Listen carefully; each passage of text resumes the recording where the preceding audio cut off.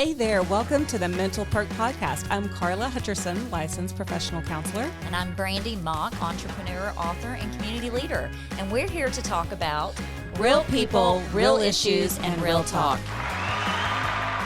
We are super excited to have Jeffrey Armstrong back to join us. He was one of our original podcast guests, and he's joining us back. He is a licensed professional counselor here in Dallas. Welcome to the show again. Thank you for having me back. You're welcome. Should we start This or that? with this or that? Yeah, this or that. All right, this or that, Jeffrey. Dream catcher or fortune teller?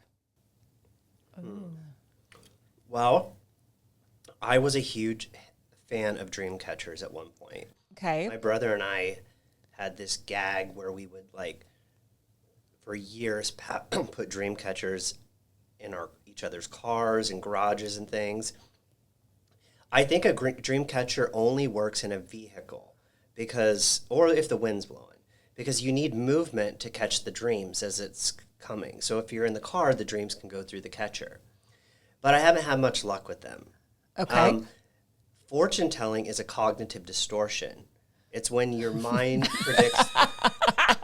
predicts an outcome that Before you it think is going to happens. happen, but it may not happen, and which is what your brain does to protect you, but that also leads to anxiety.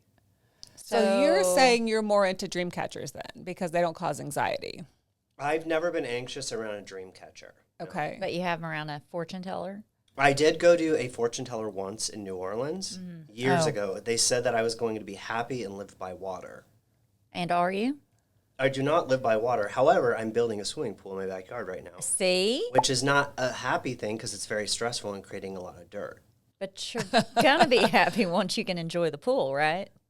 Yes. So the fortune teller may have been correct. Right. This was 15 years ago. Also, Did they give you a timeline, this No, fortune they teller? didn't. They See, didn't they tell me. don't. So it Yeah. could be 20 or 30 years down the You road. just got to be patient. did you know that most psychics and fortune tellers are actually former actors? Really? I did not know that. I did not know that Failed either. actors. Do you think it's a real, though, let's talk real, like a fortune teller, do you think they really have a gift to foresee? I don't. I think you can just, Make up a whole lot of, I think you can say some broad things. And then But you watch know they people- use them a lot on the housewives shits, right? Real Housewives. They I always do. have a fortune teller at their parties. I've had a fortune teller, well, a medium, a fortune teller, someone that's talked to me about after my father died. It was very I think interesting. that's therapeutic. I think, look, I support whatever gives people strength. Right. And if it allows you to process and it Right. gives you a space to do that, that's fine. Well, it just kind of freaked me out a little. Some of the stuff they were saying was a little factual, and I was like, what? To his point, it gave you a little anxiety. It did, yeah. It did freak me out. You're right. So, in general, you are more about dream catchers. I do. Have you ever had your dream caught? Did you throw it back through if it didn't? And what does a No, dream catcher really do? That's a good question because I think it catches bad dreams, right? Isn't that what it's for? Like a I bad thought it was dream? supposed to catch good things. I thought it was supposed to catch bad things. If you know, let us know. And Yeah, your, please your write in. comments, Let us because know in I the think I'm comments. curious now. It's funny because you think as a therapist I would have a person who would be a person who had goals, but I actually in life have never really had goals. To me, goals create You don't anxiety. have. It's kind of like New Year's resolutions. I hate them. You're never disappointed. You're never let down I'm and disappointed every disappointed. day. Well, no, but I'm saying is, to me, I've always said if Interesting. you've got, if you don't have something set in front of you, you're not disappointed. If you don't know what's fixing to happen, you're not disappointed because you've not set that goal, like you said. Right. That too. I'm very aware that all I have is the moment. Right. So that is always my goal, is the Yeah. moment. I know that sounds a little hokey. No, I love that, though. That's I think it's very mindfulness for smart. you, right? I If mean, you're there are looking things at that I skills. want. There are things that I think about. Right. I think about vacations or, when I went to college, I was like, okay, I want to finish this. But I don't, to me, I've never been super, if you did a value card sort with me, which is what therapists do with clients or patients sometimes, it wouldn't be achieving goals would not be my top 5. It'd be like a lower one. That's really interesting. But I've always said that about New Year's resolutions because I feel like people Yeah, start them and they're overrated. done Yeah. in a month. And Well, that's if I'm like, going to do it, I'm going to do it. I don't need a new year to make yeah, me do it. exactly. I actually, and I talk to clients about this, that I actually believe that change happens through curiosity as opposed to goals and like certain things like self-help. My thing about self-help books is they're great. If there wouldn't be so many if they worked though. Right. So But everyone's looking for an answer. Yes, I believe people, when you're curious about something. So if I'm talking to a client or anyone and they're talking about change, I ask them questions about change, like about curious, and then get them to be curious about stuff. Maybe that's because how I've changed. Like when Karla and I were working at Children's, in the beginning we did a lot of like education. There were sleep studies going on, so I learned about sleep and depression and anxiety. And historically, I was always a person who took an hour nap on Saturday. That was always like, but I would wake up after the hour nap and feel like garbage. Right. So when we learned about sleep and depression and how when you're treating depression, you're also treating sleep, we learned about that a REM cycle is 90 minutes long. And for the first 20 minutes of a REM cycle, you're kind of flatlining. So if you are going to nap, you should only take a 20-minute nap because you want to wake yourself up before you go into that rapid eye movement part. Because throughout the night, you actually wake up every 90 minutes. You don't physically wake up, but every cycle. So out of curiosity, one day on a Saturday, I was like, I'm going to set because I can fall asleep anywhere in 2 minutes. So I set my alarm for 22 minutes, and I did that nap out of curiosity. And when I woke up, I didn't feel as bad. And I think that's how change happens, is you get people to be curious about stuff. Because if I told somebody right now, you only should take a 20-minute nap, they're going to be like, they might, oh, yeah, I'm definitely going to try that. They're not going home to try that. Well, no, it takes me 20 minutes just to close one eye. I can't Yeah, focus. she It's doesn't like sleep. She's a can't sleep. cat. It's horrible. Like she doesn't sleep. Well, that's anxiety. That means that your mind is probably racing. Yeah. Do you know you have I think it's over 20,000 thoughts a day. 60% of them are actually negative, which is not necessarily a bad thing. You need negative thoughts to keep you alive. Explain. Because, so anxiety was always supposed to be your friend, right? I mean, I guess As far as so. like responses Yeah, and how your it body's was going meant to to keep you respond. alive. Yeah.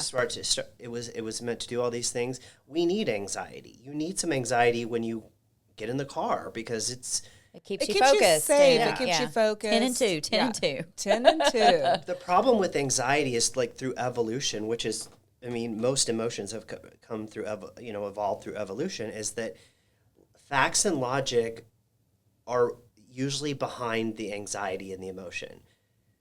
So here's an example. If you walked out to your car today and, I don't know, there was a bear out there, what would you do? And it was coming for you. I'd yell at it and stay still. Right. But most people would probably run. Run, or even yelling at it. Or even staying still. That's anxiety, right? Yeah. Now, You're what freezing. if you came into this room in here and to see me, and I was in a bear costume, and I just roar at you? You would probably scream and run. But by the time you got to the door, logically it would kick in that, oh, that's a fake bear costume. Or I have glasses. Maybe you saw my glasses because I would have had them outside the bear costume. And you're like, wait, that's Jeff in a He's like, bear. well, maybe it was. That's Jeff or in a bear it's a costume. crazy guy in a bear Well, costume. definitely, yeah. But I'm still running. Yeah. Maybe, but by the time you got out to the door of the elevator, you'd be like, oh, that's Jeff. Yeah. That's facts. That's logic, right? Logically, you know, but that emotion of anxiety kicked in first, right? Mm-hmm. Yeah. So we kind of have this responsibility at times to, when our minds are racing or when we're having all of these things like fortune telling and stuff, is to check the facts. Like, and logically, is this sort of really happening? And that's what I do with my patients. I'm Yes. always like, before you let the anxiety take over, what are the 3 facts? What are 3 facts to kind of bring that anxiety down? And also, I don't know, and I can tell you things that sort of work for me, but when I start catastrophizing, mind reading, when I'm thinking about all these outcomes that could happen that are going to be really bad, I don't necessarily make them go away anymore. I just narrow it down to 1 or 2, sometimes 3. And what people don't do when they get anxious and they start mind racing, they don't actually ask themselves, what will I do if it actually happens? Oh, that's a and good I do thought. that. Okay. Like, I did not have, I don't know, like I didn't know I was going to be on video today, so I'm wearing gym clothes. But like, He's got great legs. but say I was Super coming here great and legs. I forgot my dress or something, and I had the thought, well, Karla's going to be mad at me. She's going to think I'm sloppy. It's going to be embarrassing. All of these things are going to go through my head, right? Which is what happened when I actually walked in here. Yeah, and you I did. saw you guys all dressed up. And then in my mind, I was sitting here, and you didn't know I was doing it, but I was like, okay, what will I do if they do think I'm gross? What will they do if they are mad at me? I guess I'll apologize. I'll feel really bad. I don't know. But like, people don't do that. They just think about all these outcomes, but they never ask themselves, what will I do if it happens? I love that I do because too. one of the ways that when I'm treating anxiety, I'm always telling my patients to remove the what ifs, right? But you're almost saying what ifs might be. But the reason I'm saying that is because it keeps them focused on something that may or may not happen. But the what ifs can also lead to problem solving. Yeah. And If also, they're using them the right way, are Right. they spiraling out of control over something that may not happen, or are they using it to problem solve? the other thing is your mind actually, as you age, does this anyway. Like, as you survive the certain things that you once sort of feared, your brain kind of takes inventory of that, and you don't necessarily don't necessarily experience it the same next time. I agree. You're ready for it. A lot of people are so anxious that they're not even working at building up evidence that they can survive things. Like, all the teenagers that come into my office now that they're not driving. Oh, I'm not driving. Which we're seeing That a is ton so, of that yeah, right now. I see this too. I'm always Is like, it go because get your of driver's Uber or license. because of like? No, the anxiety, Well, the fear. there's I a mean, lot of it is kind of correlations, scary but driving in Texas. I'm just saying. some of it's just they want to be on their phone. They're Right. in the car, and if their parents are driving, they can do that. But the other thing is like, oh, that's really scary. But in order to survive, to be less anxious about it, you have to expose yourself to it and survive. You know, I just had this like thought in my head when you were talking about kids not driving anymore. Like, we don't even teach them cursive in school anymore, right? So now we have all these self-driving cars.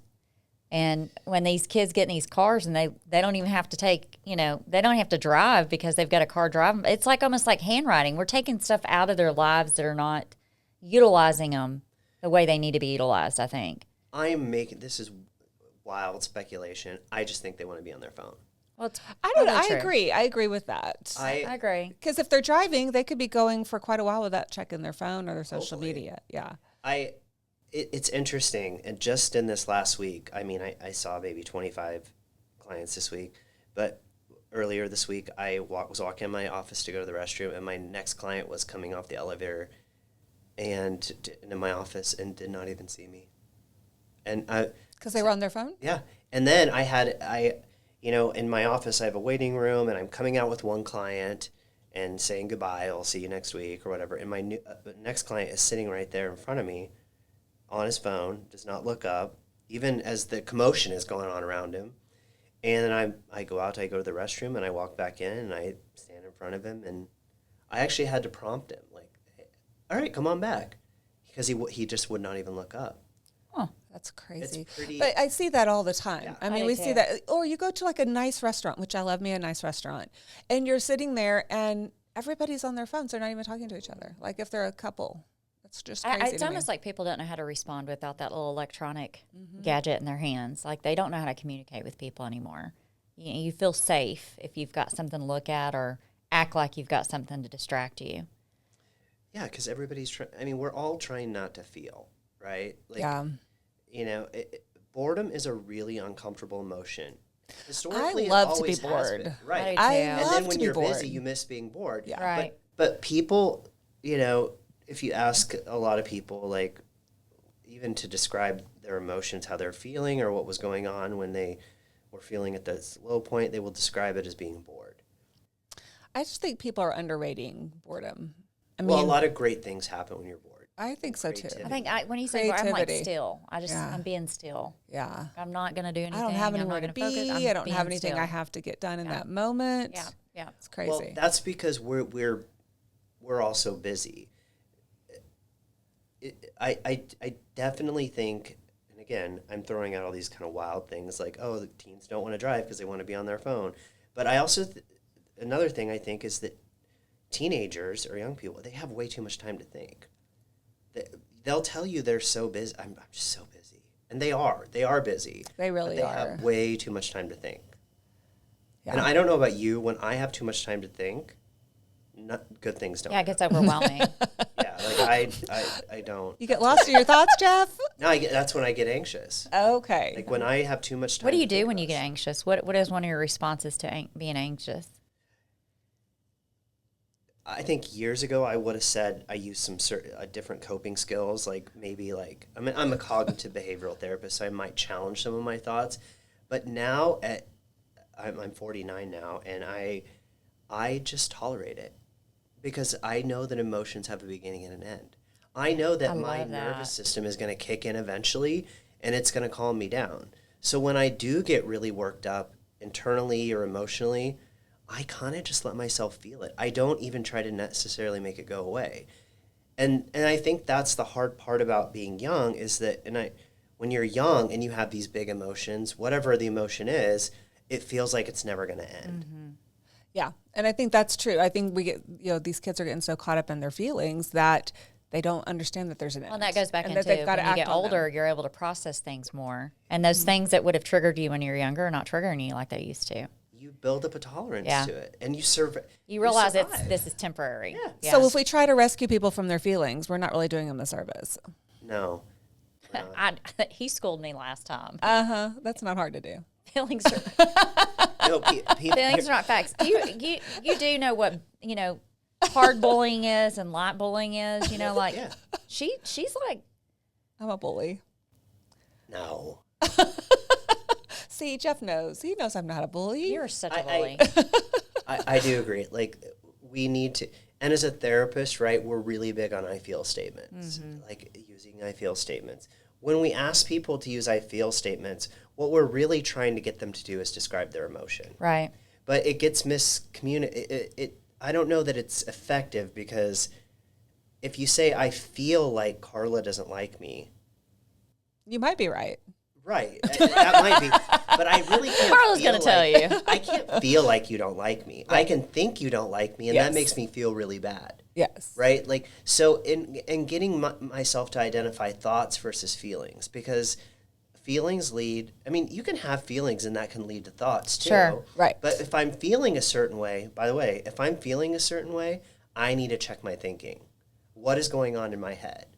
Like, what am I thinking about? There's a good chance that if I'm feeling something, there's something I'm thinking about that isn't great. I just want to be a fly on the wall when him and his husband are having an argument, and he's processing everyting, and maybe the partner's not. What does that look like? What does that look like? So it doesn't. I don't know if it's for me, years of working inpatient, when crisis happens, like emotional crisis, whether when it used to be with patients or anybody, I get calm. Oh, that's like the calm before the storm. That can almost be scary to me sometimes. I don't. It takes very. When I get calm, it's not pretty. I get calm as a way to. I'm regulating myself. Yeah. Because I would say that's what I do. But too. I don't. I experience anger, but no. My husband actually he has really big emotions, and what I've learned about his big emotions is that he has a quick return to baseline. So he'll have them, and they'll be really irrational, and even the things he's saying is irrational. But if I just leave it alone, right, and then I'm able to have a conversation with him later. But because I'm the kind of person that if you're really upset or I'm really upset, you can have a conversation with me and I can be calm. But you can't have a conversation with some people when their temperature's really high. Yeah, you can't. And that's true. The emotions are running so high that there's no touch with rational thoughts, right? It just gets... You're not being rational, right? Because that kind of the fight or flight is sort of kicked in. Yeah. Well, and some people are like, for me, like I'm one of these, I just need to walk away. I need to walk out, walk away, and process. Yeah. And a lot of people don't understand that that's not you're not being deflective. You're trying to process your own emotions. And if that's the way you do it, that's the way you do it, right? Yeah. As long as you come back. See, that's the problem. You Yeah. can't walk away and pretend it didn't happen. Yeah. You have Well, to and that's come what back. people do. You have Yeah. to sometimes you got to go back and do that little autopsy. Like, Yeah. what was it? And, Dissect it. yeah. And again, that's going to bring up some emotions. So people don't like to do that. Mm-hmm. But unless you experience emotions, which you're always experiencing emotions, unless you experience the uncomfortable emotions, you never really build up a tolerance to them. I think that's a really good point because I think like people think, oh, I can't be angry. No, angry is a great emotion. You know, the A lot of function of people get anger is that a goal is being blocked. Yeah. Like every emotion has a function, Right. evolution-wise. So if I feel angry, that means that there's something getting in the way of something I want. Mm-hmm. And I may not be able to get what I want, but sometimes I at least I can identify it. I agree. So I'm always like, it's not anger's fault, right? It's not. It's what you do with it. It's the action. It's Yeah, and so back to that question, what do I do with some of the stuff is I've learned to just leave it alone. yeah. Because I can't, wait a minute, I'm not going to feel the same. And eventually, even if I go to bed feeling bad, I'm going to wake up feeling different. Yes. So, yeah. So feelings are constantly moving. yeah, and and then also, I think when you're feeling big emotions or you're feeling certain things, you might want to also check into some of your core beliefs too. Like what's happening with these beliefs. Because, regular thoughts are very different than core beliefs. Core beliefs actually require totally different coping skills. Okay. So if we go back to cognitive behavioral therapy, one of the skills, though, is goal setting. And we just went through all of this about goal setting. Yes. And a cognitive behavioral therapist, I don't know always, but in my mind, I'm always looking towards termination or addressing termination. And so if you're going to talk about termination of a client, right? If you have that in mind, there's got to be some goals. I have those goals in mind when I meet with a new client. Okay. On the front end, I'm going to go over some of my basic things. Like we're going to talk about mindfulness. We're going to talk about cognitive distortions or thinking errors. We're going to talk about emotion regulation, the functions of emotions, problem solving. All of those things are in my mind, and I kind of front load those in sessions while talking about stuff. So I do have the goal of always having those as a foundation in there. But I joke, my goal as a therapist is for you to fire me. Well, explain that. Right. Well, I want you to get... So good that we don't need you anymore. I want you to be well, and I want you to go out into the world and function. However, I'm here as long as you need me, right? And also, I'm also here to come back and check in with you, too, if something is going on, too. But I have a goal that you're going to go out into the world and use some of these skills that we're working on in here out there. It's a good fire, then. Yeah, it's like my goal is for you to fire.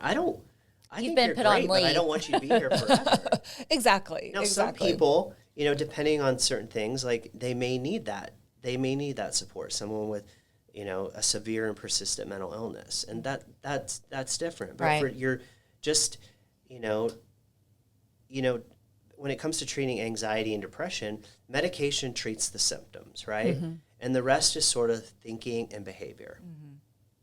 And I think that's true. I mean, thinking and behavior are a huge part of managing your emotions. I mean, that's why it's all triangled together. I don't love it when people say fake it till you make it, because that means you're like washing all those emotions under the rug until you just get to that explosion point. But I do believe in behaving the way I want to feel.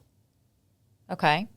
And that now we're getting into some skills, right? So like some opposite action, opposite emotion. Because when I'm feeling a certain thing, now I'm not necessarily making feelings go away, but if I'm feeling so low that I might want to hurt myself, then I need to use some opposite action or opposite emotion. Because my mind may want me to go listen to really depressing music, which might soothe me depending on how sad I'm feeling. But if I'm really feeling sad, that could actually just make it worse. Now, I'm not saying sad or depressing music is bad, but checking in with my emotions, knowing where I'm going to put my brain at this moment. Yeah, it has a place. You have to know, is this going to make it worse or is it going to make it better? Is this really a coping skill? Well, and it's just also back to the moment, right? not all coping skills are meant to make your life better. Some coping skills are just meant to not make the situation worse in the moment. I agree with that. Yeah, they're not life-changing. Like some DBT skills, like the tip skill, right? That's not going to change your life, but in the moment, it's not going to make your life worse. Right. If I go for a walk when I'm really angry to calm down, or even if I... Are you still wearing the bear suit? Yeah, I'm wearing a bear suit, so yeah. Everybody's running. Yeah. So or maybe like a monkey suit or something, but I never feel bad. What about a panda bear? I love pandas. Sorry. Did you see those pandas the dogs in China that they're making look like pandas because they ran out of pandas? They're so cute though, but I didn't know it's because they're running out of pandas. You just can't replace a panda bear. Like I didn't know that's why they're doing that to the dogs. Yeah. Yeah. Apparently, there's a zoo somewhere here in the U.S. is sending the pandas back because they're too expensive to take care of. Oh my gosh! I did hear that we don't have pandas in the United States, so that's probably we just brought two. I think you're right. Well, they rent them from China, and so you can rent a bear. Like you can rent a bear. You can rent a bear. You can rent the pandas. Yeah, they're renting the pandas. Kill it while it's here, and it's a rental. Don't What's the kill rental the fee for that? pandas. I'm saying, what if it's an accident? These guys are not. They're used to China weather. They're here, and let's say they're in Texas. They can't handle this. So in San Diego, they just rented two pandas. Okay, if you refuse to give them back, will China come over here and be like, give our pandas back? This is a good question. I don't really know how the logistics State Department. work. I don't know what the contract says, but rent a panda. Pandas are very mentally healthy animals. I did go to a kid's addicted birthday party a couple years ago, and there was a kangaroo in a diaper. Well, okay, that's not really right. cool. Yeah, you don't put a diaper on a kangaroo. It's when it kicks you. There was a whole petting zoo there, right? Yeah. Oh. It was a big fancy house, and the lady who had the party actually had spray painted the grass green to make it look better because it was April. Yeah. And all the little animals were eating the grass. That's terrible. Well, I don't know if you guys know this fun fact, but a lot of like your Lowe's and Home Depots that have solid sod pallets of grass, they spray paint. The supplier spray paints the top of that grass so it looks healthy for when the people come to buy the grass. Brilliant. It's true. Came from the industry. Did you know, I was in college in Abilene, right? And these people had a concrete yard and they just sprayed it green. Brilliant. You never have to mow the grass. Not good if the kid runs and face plants. Just saying. Thought it was grass. It's concrete. Is there anything sadder than a dog peeing on concrete? Yeah, that's bad. And it's got to stink. That's a lot of work. Yeah, in my backyard, we're trying to figure out where we're going to put grass because dogs need grass. Well, they do. And the AstroTurf's not spray painted grass. Well, but even the AstroTurf, like that stuff right there, it's hard to get that. That's not. To me, that's dogs just like need melting grass. plastic. That's kind of what it is. If it's a low grade. I'm not doing that. Yeah. I do have some AstroTurf. Well, I'll have some in the new house, but it'll be not where the animals can run. I'll have a dog run for the animals. I have a senior that I see, and he's really into plants and like all this, and he's really smart. And he says I should be planting native Texas stuff in my yard. Yeah. If you plant native Texas plants in your yard, you don't actually have to water anything. Well, you talk to my daughter. She's a landscape architect. She can tell you. We had just put in a hedge wall in the front of 39 or 10 foot holly trees. Oh, wow. I'm pretty sure those are not native. Those are not. You're going to have to water. Oh, yeah, I have to water. Yeah, but they're pretty. That's the other thing we have is constantly water Pierce restrictions. Buying all these plants, and they're pretty. He gets them planted, but he doesn't take care of them, and they don't stay alive. Yeah, I'm out every morning. I'm having to water plants before I go to work. Do a tally on how much we spent on these little bushes. Well, you should. Homework. Do it. Let's see. Next show, we'll get the tally. Figure out what Jeff could. We'll figure out what Jeff could have bought for himself based on all the dead plant material that his husband. Oh, see, I used to do that, but now I'm keeping them alive. So all summer I kept my plants alive. It's Baker, not. No, I'm good with keeping everything alive. I just, the more you get, apparently you need more irrigation too. Oh, of course, yeah. And plants do tend to have good mental health benefits, right? Oh, they do. You can talk to them. They say they thrive. Plants thrive off of you talking to them. the whole back wall is a window, one wall, and it's all just plants. All Y'all the just way go by. Good morning. Good morning. All I Good morning. All I do is water them. I bet you know what? There's therapy going on. I bet they're hearing and listening. They're listening. They're just going No, crazy. but they say there's science behind that, plants like to be talked to. They're I don't challenging know. their own thoughts and feelings. Any plant I've talked to died. They just don't like my voice. Well, these were all. Remember the winter storm we had a while back? Oh, yeah. Was it 4 years? Where ago? everything shut down and no electricity. Well, I lost electricity, so all these plants that are in my office were in my home, and they all froze in my home, and they're tropical plants. So I thought I had lost them all, and I brought them to my office. And they went, They're crazy. They're growing up the ceiling. They all came back to life.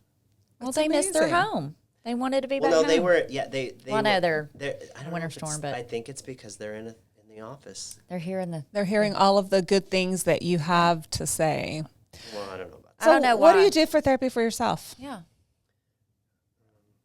I know what I do, but what do you do? Are you talking about like wellness? How do I take care of myself?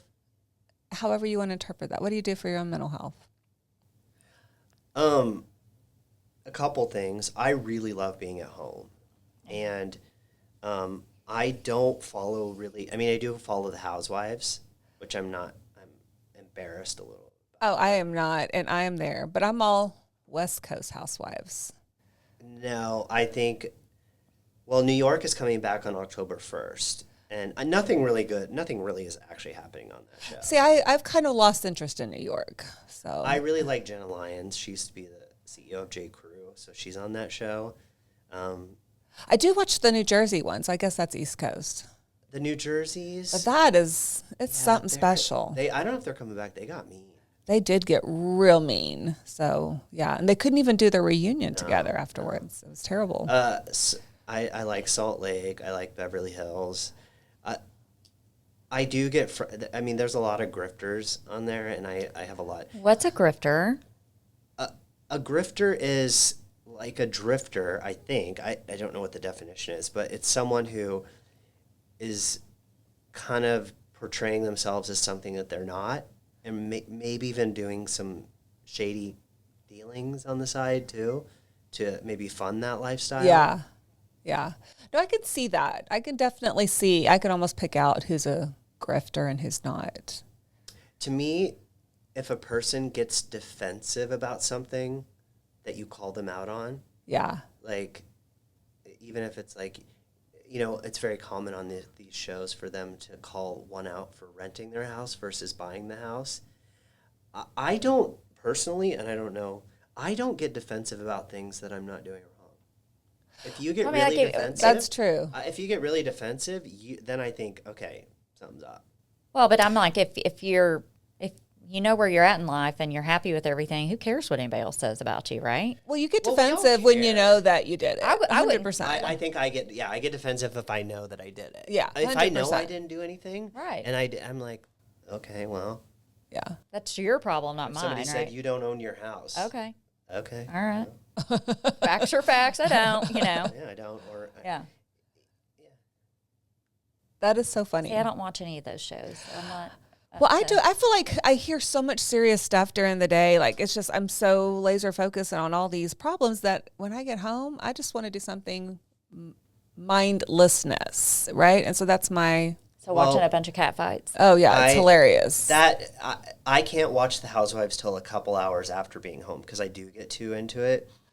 But when I get it, I know Pierce hates this, but there's this channel called Rewind, and it's just like all 80s and 90s sitcoms, I love that. and it's on the antenna, so it's not on any. Oh, so you can't like get it through streaming. No, I don't think so. So I watch every, and there's another one. There's also one there's called like TV Antenna Land. TV. Yes, well, TV Land is one too. But I will just watch shows over and over.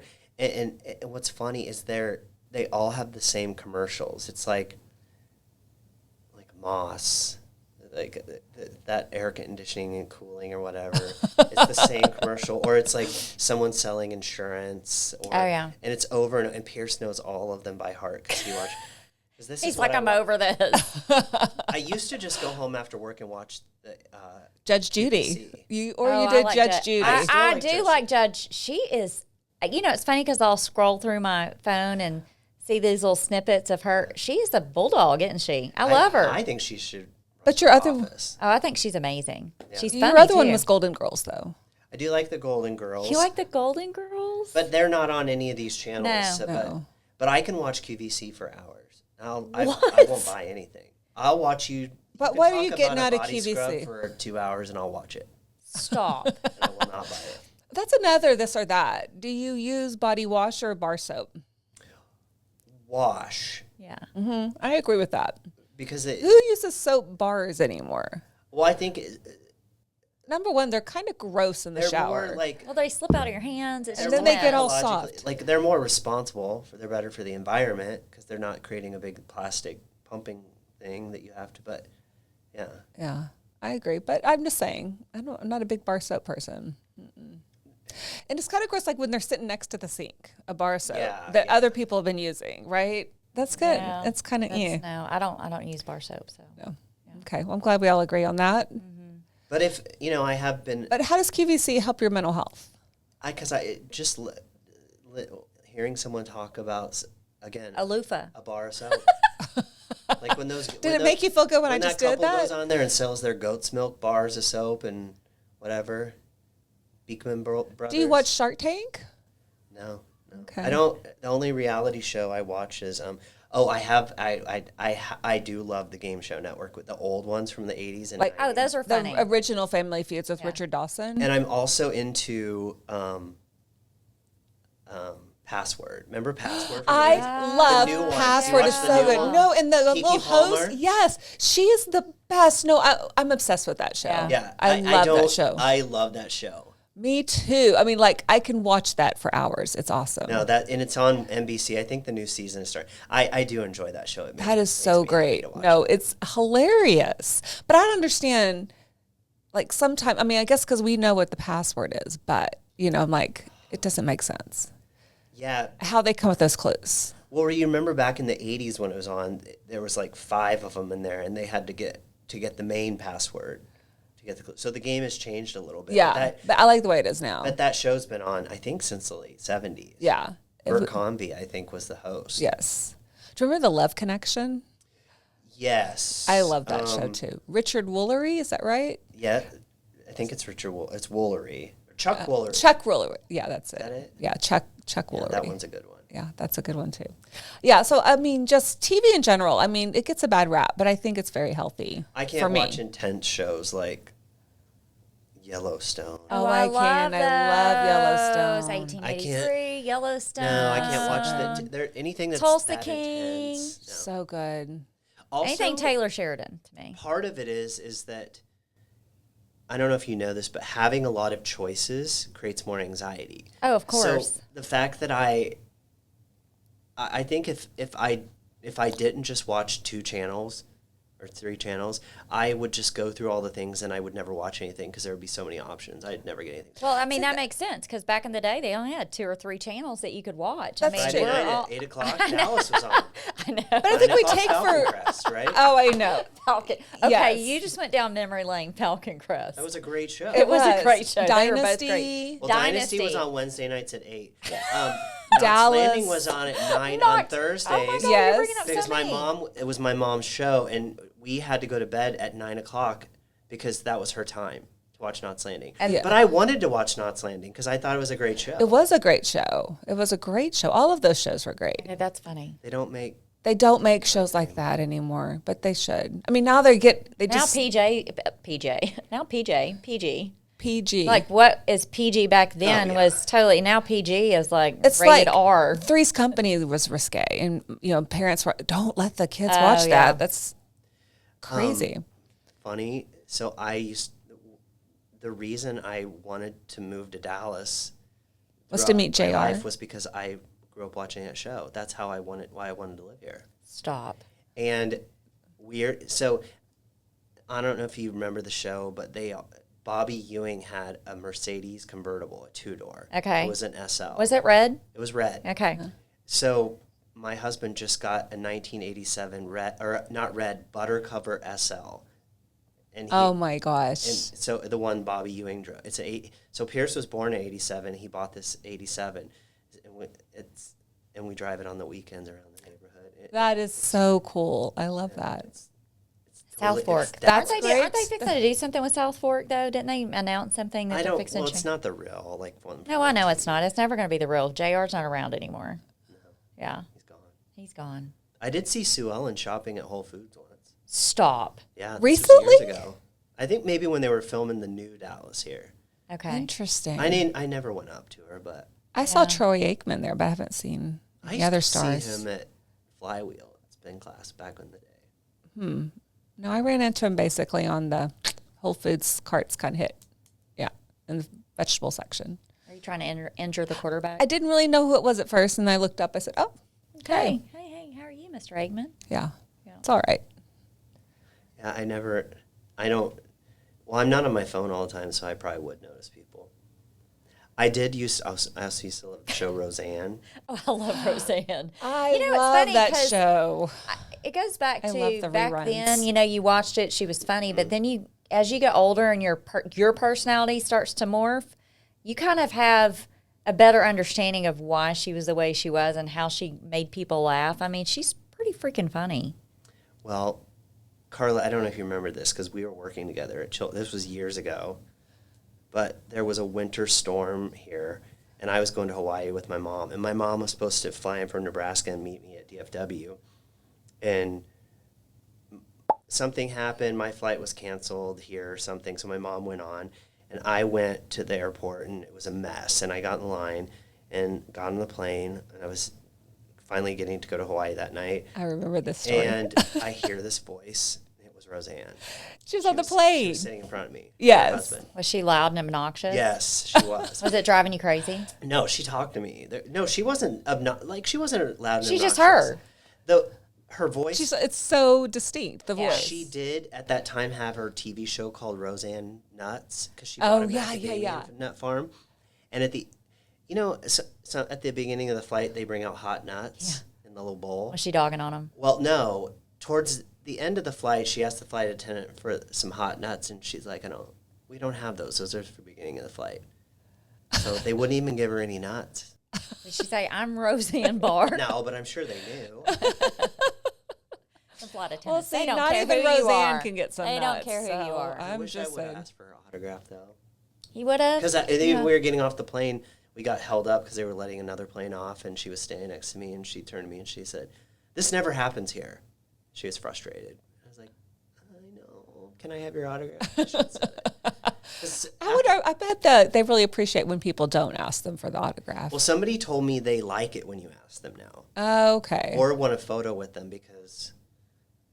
They're older and Yeah. they're not as popular. I was on the plane with the lead singer of, I don't know his name, Twisted Sister. Oh my And gosh. his wife. I love Twisted Sister. Yeah. What was his name? I don't remember his name. Rob but something. He's not changed at all. His wife's No. gorgeous. And he had dropped something when they were coming off the plane. He dropped something, and I was like, they were in Dallas because we were coming back from Mexico. They were like, I was like, "Sir," but that Southern sir. Mm-hmm. He turned around and looked. I'm like, "You dropped this," and it was so funny. I knew I recognized him, but I was like, not sure. And I'm not one of these people that's like, I don't get starstruck so much. Yeah. I guess it's just like these guys are trying to live their lives like anybody else. Was that Gene Simmons? No, that's Kiss. That's Kiss, Kiss. okay. Yeah. But I do like me some Gene Simmons You know too. where I went last week? Where? Debbie Gibson concert. I saw the advertisement. I was gonna reach How out to was you. it? Well, I've seen her before. I'm obsessed with her. He loves Debbie Gibson. And I saw Tiffany. the ad for it. Tiffany, yeah. And I was like, I wonder if Jeff is going to this. I was going to was text this you. in Oklahoma? No, it was here downtown. So Really? funny. It's the 35th anniversary of Electric Youth? Anyway, she has now started something called acoustic youth. So it was all acoustic stuff, and it was cool. But I love, The old stuff. yeah. Tiffany and one of my friends sent me a cameo of Tiffany for my birthday this year. Oh, that's awesome. I love her too. I love that. I bet you What were was like that song Belinda that she- Carlisle Go-Go's too. Did you Yeah, like I love that? Go-Go's, No, I love the but I Go-Go's. love all any mall music. Yeah. Like Yeah. back when the mall Good was stuff. fun. Well, how would we sum up this session? Like, we talked a lot about thoughts and feelings. Which I love because, Jeff, you have a way of just making Explaining it so that real away. and just simple. Yeah. Like we Simplifies overthink it. things, and you put 2 words out there and you're like, it's like a light bulb goes off. Yeah. You're like, oh.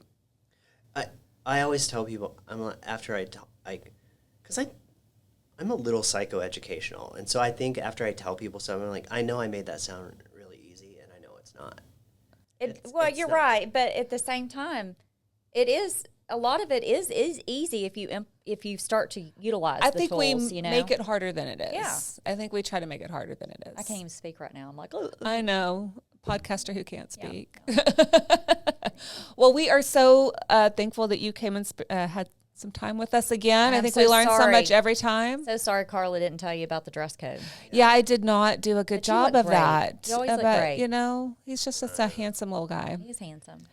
Next So- time I come, I promise I'll Look a dress little better. nicer. But yeah, we like having you on periodically to catch us up on new phrases. Yeah. Passwords. Yeah.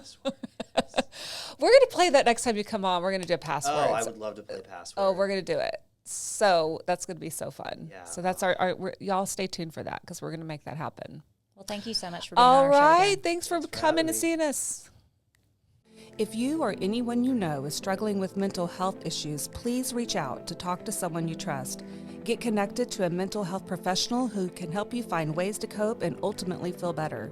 If you are having suicidal or self-harm thoughts or thoughts of hurting another person, please go to the nearest ER, call 911, or contact the National Suicide Hotline at 988.